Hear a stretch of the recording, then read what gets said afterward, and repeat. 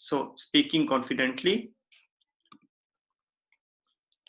Broader objective of this presentation is that by the end of the presentation, the participants will understand what speech anxieties are and how to overcome them. Now, there are some myths about communication apprehension. Okay. First of all, what communication apprehension is? Communication apprehension, of course, is the fear of communication. Or in other words, the fear of speech. And if we talk about our own context, then the fear of public speech. Now, these are the myths that we need to be aware of. One, people who suffer from speaking anxiety are neurotic. That is wrong. That is not the case. Speaking ability has more to do with your experience of making a public speech.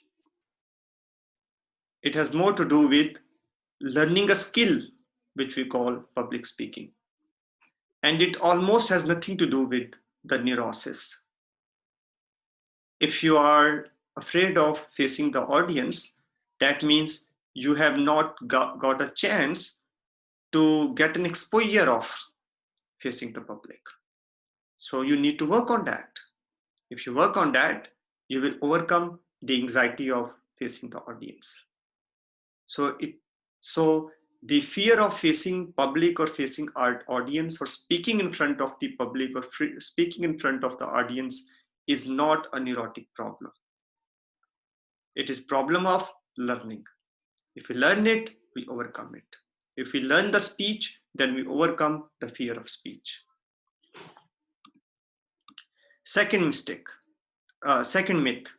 Any mistake during the speech means that you have blown it. That means you have destroyed it. We all make speeches. We all commit mistakes in them. And those mistakes can be corrected right away. You made a statement, you realized that what you said in the statement was not fully correct. In the next sentence, you can make that correction.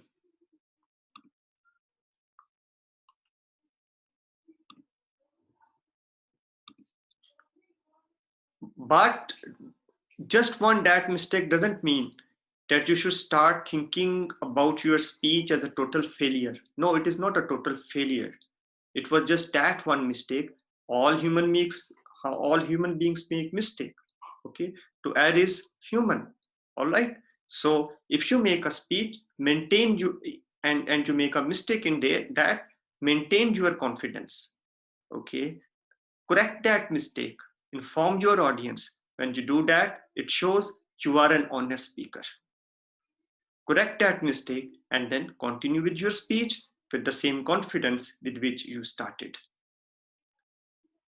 Third myth about public speech is that you can avoid speaking anxiety by writing your speech and by memorizing it and then delivering it word for word. That is a very big myth. If you memorize your speech word for word and you go in front of the audience, you won't be able to overcome the anxiety of making a speech. Rather, you will be putting yourself in further trouble, which is, as one of you pointed out in your responses, if you are distracted in your speech, you will totally forget what was the remainder of the speech. Okay. On the other hand, if you do not memorize it, rather you organize your speech according to ideas, you won't get distracted and you won't forget what comes after every statement in the speech. Next myth, and some of you have pointed out that, in fact, that is where we started your responses from, which is audiences are out to get you. This is called fear of audience. No, the audience is there to listen to you. Okay? They are not there to destroy your speech. Okay? If you consider audience like that, that audience is there to get you, that will only increase your own anxiety. So do not consider audience as your enemy. Rather, they are there to listen to you. You are there to make them listen. And you can make them listen if you have the speaking skill. The next myth, you will look to the audience as nervous as you feel. Sometimes we believe that if we are nervous, then the audience can see our nervousness. That is not true. The audience in most of the cases is not able to see your nervousness. Your nervousness is inside you. Now, this thing should give you some relief. If the audience cannot see your nervousness, that means you can pretend to be confident. Making a public speech is all about pretending, which is, it is all about performance. You're performing in front of the audience. So hide your nervousness inside you. Nobody else can see you except you. Okay? And don't see at it too much, because the more you look at your own nervousness, the more you will get confused.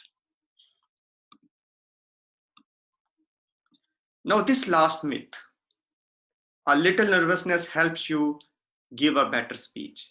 Now, this myth, in fact, is a truth. It is not a lie. The above, all of them were lies, but this one is a truth, which is, if you are a little nervous, remember, little nervousness is required to motivate you to make a better speech. If you are not at all, afraid of the audience, and if you are not at all nervous about making a speech, probably you won't have sufficient motivation to make an effective speech. Right? So these are the myths about speeches. All of them are lies except the last one. Now let's move to the second slide, which is about speaking anxieties. So what kind of anxieties do we usually experience or face while making a public speech? They are called trait anxiety, context anxiety, audience anxiety, situational anxiety. By trait anxiety, we mean sometimes our personality is developed in such a way that we tend to be anxious about things. It is about individual characteristic. You have anxiety as a characteristic in you, and you tend to be one of those people who are extra careful, extra cautious about the things. Too much extra that you almost become anxious about everything. Maybe you are that kind of speaker who has anxiety inbuilt in their personality trait, as their personality trait.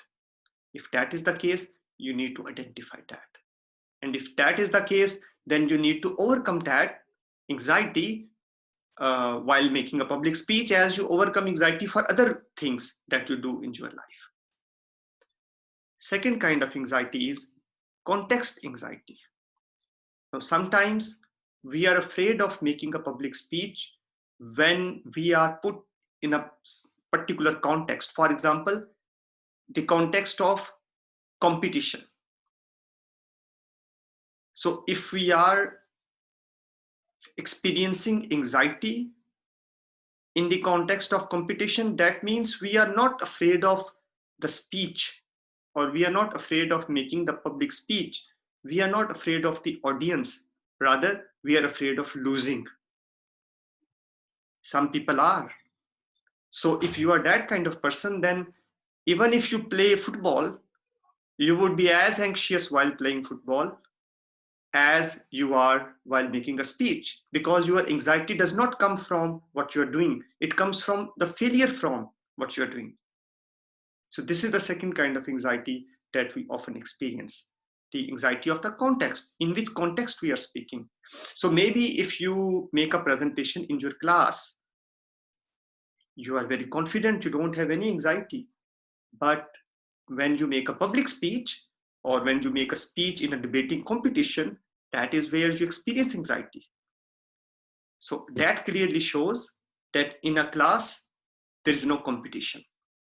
You are making a presentation. Therefore, you don't feel anxiety. But when you go to a debating competition, you feel anxiety. So that means the anxiety is coming from the change of the context. This is the second kind. The third kind of anxiety is called audience anxiety. And most of you, in your responses, in fact, were pointing out the anxiety that comes from the audience. So sometimes we might feel the audience is too learned. The audience, the people in the audience are maybe too rude, or the audience in front of you is totally lost, uninterested, or disinterested. This is the third kind of anxiety which comes from the audience. And then finally, there is a situational anxiety. So sometimes we are put in a situation, in the case of making a speech, where the anxiety emerges from the very situation we are in. For example, we might be in a situation where we are being distracted by various factors which are around us. You know, the place where we are making a speech, maybe it is too hot, maybe it is too cold, maybe it is too noisy. Okay, maybe you are asked to make a speech in a playground and you have kids playing right outside the debating hall. So all these situations also create anxiety in you. Now, of course, I'm sure you have this question in your mind, how to reduce this anxiety. Here are some tips, students. Reducing communication anxiety, or you can also say reducing speech anxiety. What you should do before the speech to reduce the anxiety. One, think positively. This is what you can control. Do not give yourself negative talk. Give yourself positive talk. Tell yourself you can make a wonderful speech. Tell yourself you are a confident speaker. Okay. Now, this is not going to overnight change you as a speaker, but at least this kind of positive thinking will encourage you to take experience of making public speeches. Okay. You keep telling yourself the whole day and whole night that you are a confident speaker. And when you face the audience, you might not perform excellent in the very first attempt. Okay. But remember, that is the first attempt. At least by thinking positively about yourself as a speaker, you could force yourself to speak in front of the audience and get the experience of that. Okay. It's fine if your performance was not excellent. Let's repeat it. Another speech after that, and then another speech, so on and so forth. You might have heard about that famous public speaker, G.B. Shaw, George B. Shaw. He was an Irish public speaker and writer. So he, as a child, was a very shy child, and people kept telling him that he was never able to face the audience. But then he trained himself, and then he became one of the most powerful and most expensive public speaker in Ireland. Okay, so it is all about thinking positively. Okay, you can also reduce your anxiety by turning your anxiety into hard work for preparing your speech. Okay, then the next tip to reduce your anxiety is by analyzing your audience. Don't be vaguely afraid of your audience. Rather, think deeply about the audience. Who's your audience? By the way, okay, you think about it. You are an undergrad student and you are in a debating competition. Okay, who is the audience? Let's make a rational analysis of that. Okay, so there are students from Lahore College and there are some students from Kinnaird College and some other students from Punjab University, and all of them are undergrad students, okay? And you are in the debating competition. And what about yourself? You are an undergrad student, and well, you are majoring maybe in English, okay? And you are in a university where total medium of instruction is English, okay? Probably that is the only university in Pakistan where total medium of instruction is English. Now you are making a rational analysis, okay? And you are going to make a speech, public speech in English. So you are thinking, okay, the students who are going to be my audience, they probably are not well trained into communication themselves, okay? They are kind of average students as far as communication is concerned. And you are going to make a speech in English, and English is your special field.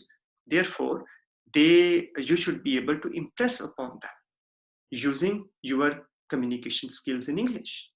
All right. Now, I'm giving you just one example. You need to figure out your own strategy, how to analyze your audience, but make a rational analysis of the audience. Okay. There could be another view. You might consider that the audience has very mature members in it. There are professors, there are teachers, from 18, 20 institutions. Okay, so what? The fact that they are teachers should give me confidence. They are teachers, that means they are not going to judge me. Teachers are not in the habit of judging because they always look at students as students. Students, like all other human beings, students are liable to commit, mistakes. I remember one example when we used to publish a magazine in our university. There were many editing mistakes in that magazine. And one of the senior professors, I talked to him and I told him that some people are not happy with the editing mistakes in this student magazine. So what should we do about it? And then that very senior professor advised me, forget about these editing mistakes. If we don't have these editing mistakes, how would we know this is a student publication? Okay, so if it is a professional publication, academic publication by big experts, of course, there shouldn't be any editing mistakes. But if this magazine has been edited by and is compiled by students and only students have written in it, then there is always probability for the mistakes in it, which is absolutely fine. So I'm just giving you an idea how professors tend to look at the work of their students. Okay, so analyze your audience this way.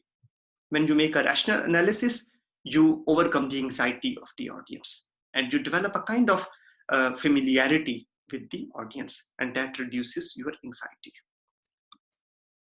Clearly organize your ideas. That is the next step or next tip. Okay, so do not face the audience or come for the speech without having any plan for the speech. You should know what you are going to talk first, what is the second, what is the third, what is the fourth, what is the last. That is what you need. You might like to write down those ideas as well. Okay. Next point is related to it. Okay. Adapt your language to the oral mode. Now that is what I was going to say, in fact, with the first point as well. Remember that making a speech is talking to the people. So if you pre-write your speech, and memorize it and try to speak in front of the public, it won't make any impression or not much impression. Why? Because the written work is not the speech. Written work is the written work. Okay, so written style of language is different from the speaking style of the language. Therefore, you should modify your language while speaking to the people in an oral mode, as if you're talking to them. All right. So therefore, it is enough to organize the ideas and then be ready to speak to the people. You don't need to memorize a speech of 3 pages or 4 pages. That is totally useless. If you need to practice at all, practice without having a pre-written speech with you. Okay. but then practice in conditions similar to those you will face when speaking.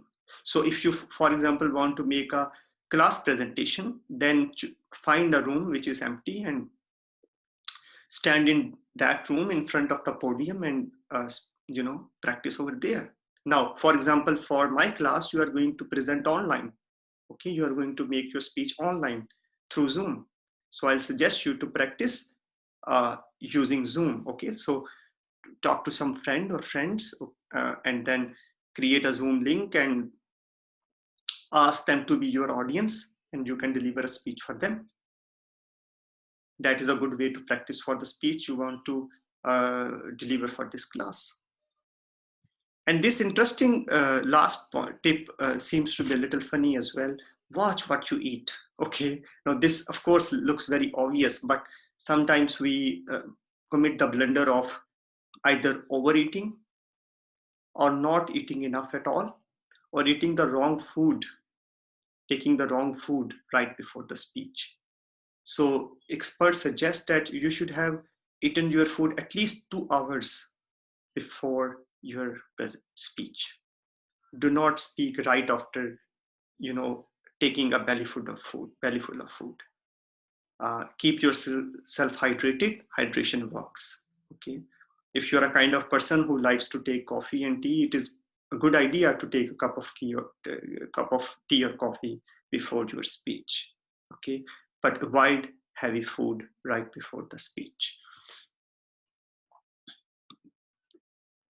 Okay, students. Now we continue with reducing communication anxiety. I just told you the tips before the speech. Now are the tips during the speech. First thing, anticipate the reactions of your body. Of course, we are going to have a little bit nervousness. Our body is going to respond to that. There might be little shivering in the hands. There might be little, sweating on our face maybe. That is absolutely fine. Anticipate. Know about that beforehand. Be ready for that. It is natural. It will happen. So let it happen. Okay. Second tip. Focus on the audience, not on yourself. If you focus on yourself, you will become self-conscious. Instead, focus on the audience because you're talking to them. And this is a good way to divert your attention from your nervousness.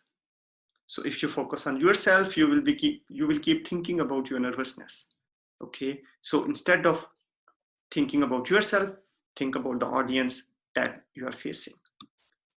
Maintain your sense of humor. We know it is very hard to stay humorous, during your speech because you are already facing a lot of pressure of the audience, but if you had been through all the tips which I told you in the previous slide, probably you shouldn't be much anxious about your audience. Okay, and try to look a little, full of humor.